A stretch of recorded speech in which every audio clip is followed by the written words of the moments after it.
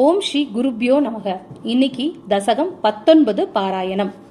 இந்த தசகத்தோட தலைப்பு பிரச்சேதச கதா, அதாவது தக்ஷனோட தோற்றமும் கூட இந்த தசகத்துல நடக்கும். பிரம்மாவோட புத்திரனான தக்ஷ பிரஜாபதி ஏற்கனவே பரமேஸ்வரனை அவமதிச்சு அந்த குற்றத்தினால முன் ஜென்மத்துல அந்த முற்பிறவியோட கர்மா தீரதுக்காக மறுபடியும் தக்ஷனாக பிறக்கிறான் இந்த தசகத்துல.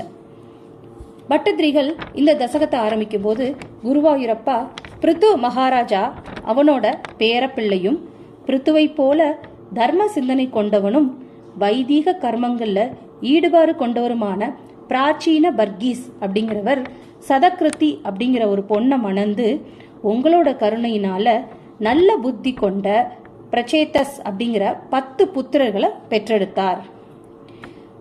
போன தசகத்துல பிருத்துவோட பையன் விஜிதாஸ்வன் அப்படின்னு பார்த்தோம். விஜிதாஸ்வனோட பையன் தான் ஹவிர்தானன். அந்த ஹவிர்தானோட பையன் பிராச்சீன பர்கீஸ். அவர் தான் இங்க சதகிருத்தின்ற பொண்ணை மணந்து பிரச்சேதஸ் அப்படிங்கிற 10 புத்திரர்களை பெற்றெடுக்கிறாரு. உலகோட படைப்புல எப்பவுமே தந்தையோட கட்டளை என்னவா இருக்கும்? அடுத்து தன்னோட குழந்தைகள் திருமணம் செய்து வாரிசுகளை பெற்றெடுக்கணும் தான். இந்த எண்ணத்தை புரிந்து கொண்ட பிரச்சேதசர்கள் அவங்க தியானம் செய்து தவம் புரிய விரும்பி அவங்க 10 பேரும் மேற்கு கடற்கரையில உள்ள ஒரு தடாகத்துக்கு வந்தாங்க. உங்களை நோக்கி தவம் செய்யணும்னு அவங்க நினைச்சாங்க. அப்பொழுது தங்களது புண்ணியமான அந்த தடாகத்திற்கு தங்களோட பக்தர்ல சிறந்தவரான ஸ்ரீ ருத்ரன் வந்தாரு. அவரு தங்களது பக்தர்களை காண விரும்பி ரொம்ப ஆவலோடு பிரச்சேதசர்களின் முன் தோன்றி அவங்களுக்கு தங்களை பற்றிய ருத்ர கீதை அப்படிங்கிற ஒரு தோத்திரத்தை உபதேசம் பண்ணாரு. அந்த பிரச்சேதசர்கள் தடாகத்தோட மத்தியில இருந்துகிட்டு ருத்ர கீதையை 10,000 ஆண்டுகள் ஜபித்துக்கிட்டே வந்தாங்க. தங்களோட ஒன்றுபட்டு அவங்க தவம் செஞ்சதுனால அவங்களுக்கு இத்தனை காலம் போனதே தெரியல. துருவனை போல அவங்களோட தவம் 6 மாத காலத்துல பூர்த்தி ஆகல. இந்த பிரச்சேதசர்கள் அந்த தவத்தை ரொம்ப ஈடுபட்டு செஞ்சதுனால அவங்களோட முன்னோர்கள் செஞ்ச பாவங்கள் கூட அழிஞ்சிடுச்சான். வேணன் அப்படிங்கிற ஒரு தீயவன் செஞ்ச பாவம், அதாவது அவன் வேள்வியை அழிக்கிறதுலே தீர்மானமா இருந்தான். அவன் செஞ்ச பாவமும் இதுல அழிஞ்சிருச்சு.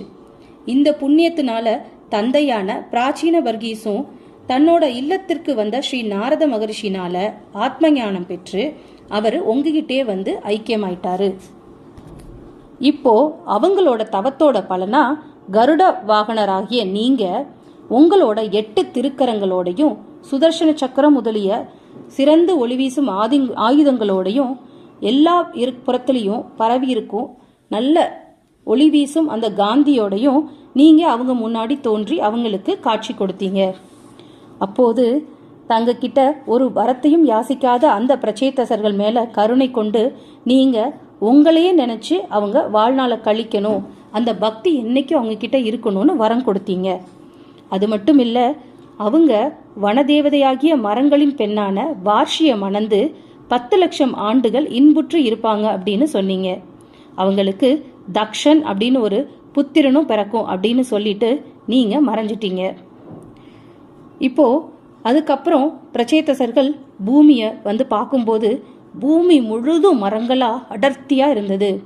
அதாவது கொஞ்சம் கூட வெளிச்சம் உள்ள வராம அந்த முழுமையும் மரங்கள் மறைத்திருந்தது. அதை பார்த்து சினம் கொண்டு அவங்க இந்த பூமி எல்லா உயிரினங்களும் வாழ்றதுக்கு ஏற்றதா இருக்கணும்னு சொல்லிட்டு மரங்களை அழிக்க ஆரம்பிச்சாங்க. இப்படி அவங்க சினம் கொண்டு அழிக்கும் போது தேவைக்கேற்ப மரங்களை அவங்க அழிச்சிட்டு இருக்கும் போதே பிரம்மதேவர் தோன்றி தங்களோட வரத்தின்படி வனதேவையால் அழிக்கப்பட்ட வார்ஷின்ற பெண்ணை நீ மணந்து அவர் சொன்ன காலம் முடியும் வரைக்கும் நீ இந்த பூமியில வாழ்வாயாகன்னு சொல்லி பிரம்மதேவர் மறைஞ்சிட்டாரு. பிரச்சேதசர்களும் அந்த வார்ஷின்ற பெண்ணை மணந்து தக்ஷன்ற மகனாக பெற்று பல யாகங்களை செஞ்சு நாரத மகரிஷிட்ட ஞானத்தை பெற்று அவங்க உங்களோட திருவடியை அடைஞ்சிட்டாங்க. ஹே குருவாயூரப்பா, இந்த மாதிரி தக்ஷன் தன்னோட பூர்வ ஜென்ம கர்மானால மறுபிறவி அடைஞ்சு இப்போ இந்த பூலோகத்தை காக்கிறதுக்காக அடுத்த அவதாரத்தை எடுத்து வந்திருக்கான். இந்த மாதிரி எல்லாரோட குற்றங்களையும் பொறுத்து அவங்கள மறுஜென்மத்தில் புண்ணியவான்களாக பிறக்க வைக்கிற நீங்கள் என்னோட நோய் கூட்டங்களை போக்கி எனக்கு அருள் புரியணும்னு சொல்லி இந்த தசகத்தை முடிக்கிறாரு பட்டதிரிகள். ஓம் ஸ்ரீ குருவாயூரப்பா சரணம்.